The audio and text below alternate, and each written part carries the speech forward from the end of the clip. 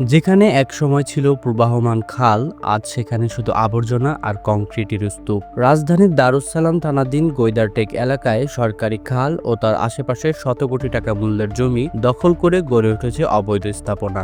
অভিযোগ উঠেছে স্থানীয় প্রভাবশালী রাজনৈতিক মহল এবং একাধিক ডেভেলপার প্রতিষ্ঠানের মদদে এই দখল চলছে বছরের পর বছর।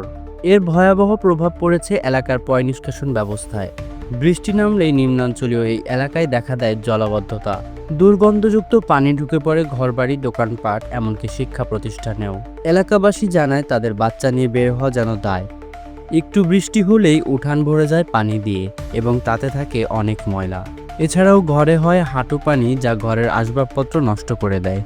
ঘরের ভিতর পানি উঠে যায়, পায়খানার ওই বাথরুম ভরে ঘরের ভিতর পায়খানা এই গন্ধে আসে।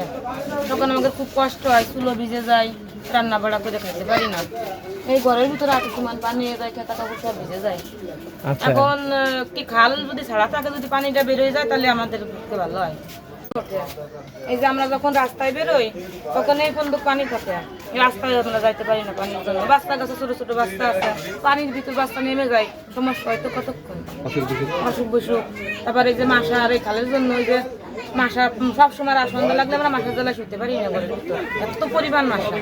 বর্ষার সিজনে তো পানির জন্য মানুষ চলতেই পারে না। এই যে মসজিদ আসতে পারে না, কোনো কোনো সময় মসজিদেও পানি ঢুকে গেছে বর্ষার সময়।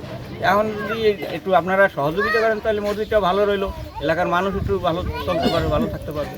ক্লিয়ার না থাকাতে আমাদের বসবাস করার খুবই সমস্যা, এবং এলাকার যত আমরা ভাড়াটিয়া আছি প্লাস যে বাড়িওয়ালারা আছে, সম্মিলিতভাবে যদি এই খালকে বাঁচানো না হয় তাহলে মনে করেন যে আমাদের বসবাসের অনুপযোগী এবং আমরা এখানে বসবাস করতে পারবো না।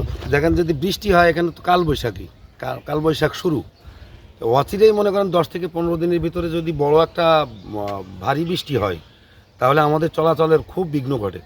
কাপড় জাগায় মনে করেন যে আমরা পুরুষ লোক যারা আছি তারা হচ্ছে কাঁচা মেরে আসলাম, কিন্তু নারীরা তো ওই অবস্থায় তাদের ঘা পাসরা বিভিন্ন সমস্যা হয়। আমাদের চলাফেরায় খুব সমস্যা, এবং অনেক সময় দেখা যাচ্ছে ছোটো বাচ্চা খাটের উপর থেকে নিচেই পড়ে ডুবে মারাও যায়, এরকম ঘটনাও ঘটেছে। বর্ষার সময় মনে করেন যে ঘরের ভিতরেও কোমর পানি হয়, আর যে গলিতে আমার বাসা ওই গলি তো আমি চিনতেই পারি না। হয়তো যদি লাইট না ধরা হয় তাহলে রাইতে বাসা চেনাই কষ্ট হয়ে যায়। এলাকাবাসীর অভিযোগ, পিসি কালচার হাউজিং সোসাইটি সহ কয়েকটি প্রতিষ্ঠান ও দখলদার সিন্ডিকেট খাল ভরাট করে প্লট বানাচ্ছে, মাটি কেটে বিক্রি করে হাতিয়ে নিচ্ছে কোটি কোটি টাকা। জাল কাগজপত্র তৈরি করে জমির কারবার চালিয়ে যাচ্ছে নির্ভয়ে। খালের উপর বেআইনিভাবে গড়ে ওঠা সড়কে চলছে যানবাহনের চলাচল, যা যে কোনো সময় ঘটাতে পারে বড় দুর্ঘটনা। অল্প বৃষ্টিতেই পুরো এলাকা তলিয়ে যায় পানিতে, বেড়ে যায় জনদুর্ভোগ। এলাকাবাসীর দাবি, আসন্ন বর্ষার আগেই খালটি দখলমুক্ত করে পয় নিষ্কাশন ব্যবস্থা সচল করতে হবে, অন্যথায় আগের মতোই দুর্ভোগে পড়বে এলাকাবাসী। এই এলাকাতে নতুন একটা ব্যবসা চালু, এইটার যে এমন একটা প্রেশার, রাইতে যখন চলে ভাইব্রেশন হয়ে যায়। আমরা সারাদিন কর্মজীবী মানুষ, কষ্টের পরে মনে করেন যে আমরা ঘুমাইতে আমাদের খুব সমস্যা হয়। আমরা চাই যে এলাকার খালটা পূর্ণ নতুন খনন হোক, এবং বৃষ্টির সময় যাতে বৃষ্টি হওয়ার পরে পানি জমে না থাকে। খাল যদি খনন থাকে তাহলে মানে ক্লিয়ার পানিটা বের হয়ে গেলে আমাদের এই জলবদ্ধতার সমস্যা থেকে আমরা অব্যাহতি পাবো। বর্ষা হইলে পানিতে ডুবে যায়, আমাদেরও সমস্যা হয়। এই জন্য আমাদের এই যে একটা কালভার্ট করিয়ে দিলে তো সবথেকে উত্তম, এটা সুন্দরভাবে করিয়ে দেওয়া খুবই দরকার, এটা আমাদের সুবিধার্থে।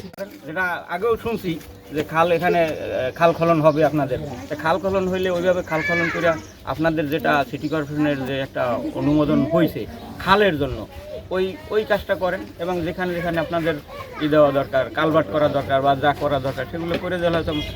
এই খাল হইলো সিটি কর্পোরেশনের, রাস্তাও সিটি কর্পোরেশনের। সুবিধা হইলো এখানে আপনার বৃষ্টির পানি, বন্যার পানি জমতে পারে না খালটা থাকলে, এটা দেওয়া পানিটা বাইর হয়। এই খালটার ওই মাথাটা একটা কালভার্ট আছে, কালভার্টটা বন্ধ করে দিয়েছে, এটা আসলামী ভিত্তি থাকাকালীন, এবং এখানে কিছু অসাধু স্বার্থপর নিশি মহলে এই খালটার অর্ধেক অংশ ভাঙছে। তারা কিছু কিছু স্থানীয় বা বাইরের লোকের সাথে হাতাত করে টাকা পয়সার বিনিময়ে এই কাজটা করছে। কিন্তু আমি ব্যক্তিগত এবং আমার এই এলাকার পক্ষ থেকে আমি বলতে চাই যে এই খালটা পুনরুদ্ধার করা হোক, এবং জনসাধারণের স্বার্থে এই খালটাতে পাইপ দিয়ে কালভার্ট ব্যবহার করা হোক,